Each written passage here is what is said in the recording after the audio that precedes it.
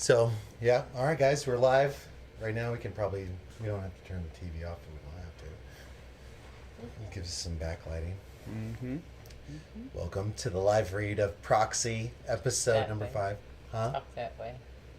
Hi. Yes. Hello. All right. So, welcome to the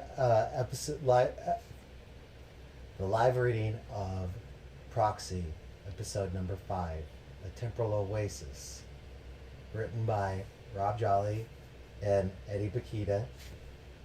We're joined tonight with Christina Jolly. She's in the house. She's going to be reading the roles of Coney, and she's going to be our narrator. All right. And me and Eddie are going to be playing the roles of Robert and Rob in this script, As well as Captain Vaughn and Sergeant Espelon. That's right. Yep. Thanks for joining us. We're going to just hang tight for a second. We're going to get set up and get our scripts ready. And hopefully everything sounds good. And thanks for joining us. Let us know you're here. Let us know you're here. Drop a comment. Smash that subscribe button. All right, hold on. All right. Well, You ready for me? are you ready? Mm-hmm. Go for it. All right. Two agents who are alternative versions of each other from different dimensions narrowly escape from a group of assassins sent to kill them. By using a device called a gate, they are sent to a temporal oasis, a place hidden and unaffected by time and space. It was Robert's last gate, and now they have to find their way out before the killers catch up to them. But Rob has other plans. External, temporal oasis, the field. A portal opens up. On a snowy field in the temporal oasis, Rob, a middle-aged man and ex-division of interdimensional affairs, the DIA, he's an agent on the run, stumbles out and falls to the ground. Robert, an alternate version of Rob and current DIA tracker, walks out immediately after. Robert stomps towards Rob, who is trying to gather himself. You lunatic! You almost got us killed. Robert emphasizes his last word with a kick to Rob's ribcage. Rob folds to his side. Robert stands over Rob, clenching his fists. What the hell's wrong with you? How stupid do you have to be? Robert turns away and takes a few steps to collect his anger. We. Excuse me? How stupid do we have to be? Versions of each other, remember? Robert moves towards Rob aggressively, and Rob falls to his back, holding up a hand. Okay, easy. Give me a break. I've been out of the agency a little while. Robert relents to allow Rob to get up and dust himself off. Robert pulls a weapon from his jacket and aims it up at Rob.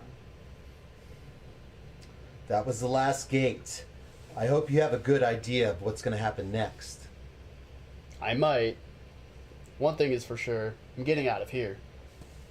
Well, then, what are we going to do? We? There's no we. Robert blasts Rob with a ray from his weapon. Rob falls to the ground, convulsing and holding his signaling device. Robert walks over to Rob and kneels down. I need to figure out a situation where we both live.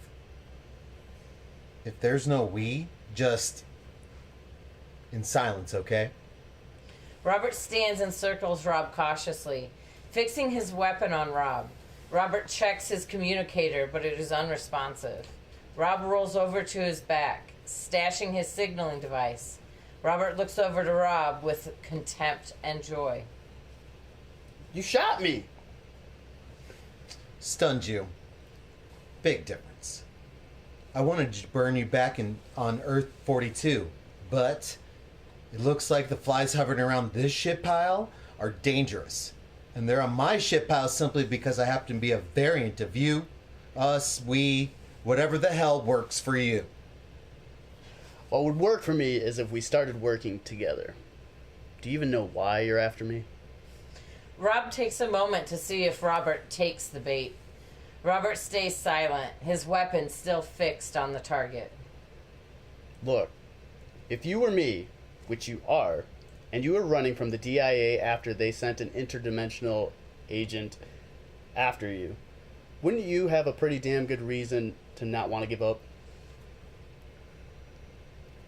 We are obviously not going anywhere soon. Are we good then?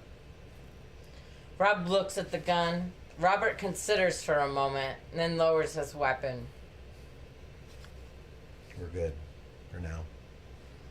Internal, DIA headquarters. Captain Vaughn, a stern-looking older man with an old school suit, aviator frame glasses, and thick mustache, is monitoring Robert's activity. His agent has disappeared with the package. Sergeant Espelon, a younger, very much by-the-books subordinate, enters Vaughn's office to break the news, but sees that the captain is aware of the situation. We are not good. No. They vanished to an oasis and we are going to need to locate them soon. I'll activate all ports and assets. Espelon? Get Coney. Robert stands by himself, thinking and looking off into the distance. Rob has taken up a seat on the ground to do his brainstorming.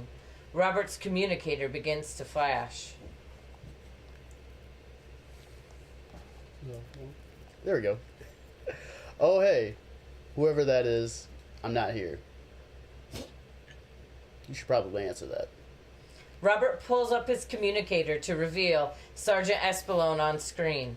Off camera is eccentric tech agent Coney. Robert is reluctant to hear what his sergeant has to say. Rob gets close in to hear the conversation. Sarge? Good to see you. I'm going to cut right to the chase. If we are able to find you this quick, whoever is on your trail can't be far behind. I mean, I was able to find you. Sorry, my thing went screwy. It's not that easy. I lost it. Where is it? There it is. Okay. I mean, I was able to find you. It's not that easy. Is that Coney? Coney? Coney is nudging their way into the communicator view.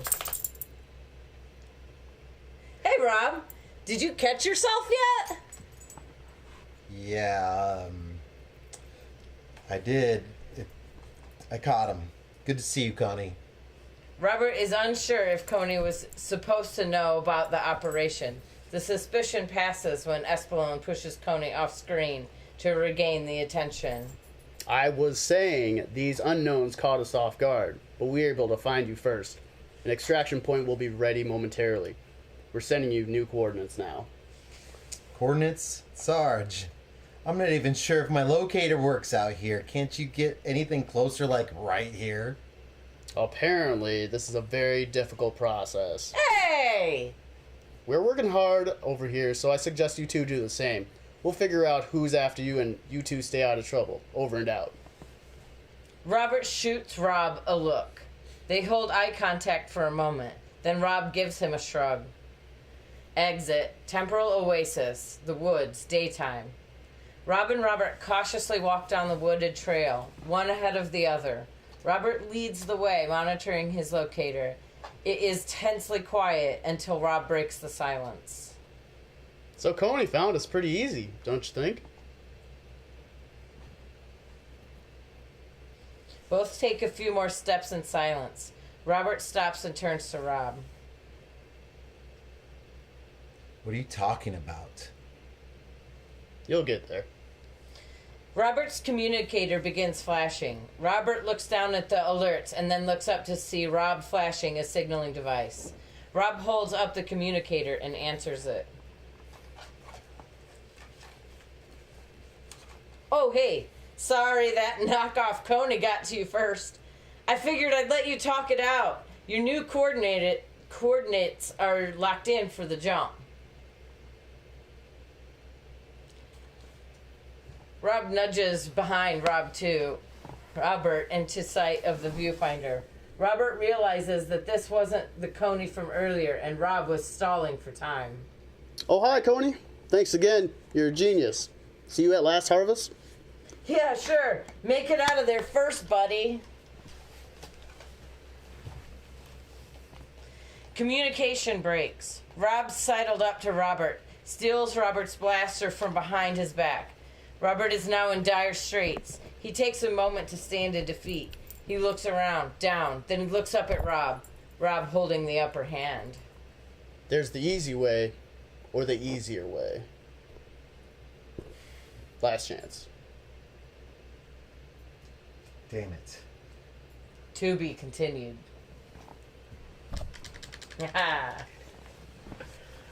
All right, I think that went out pretty well there. It's not over yet. You can't say that until it's over. You go, let's end the video. Then we say it's all good. All right.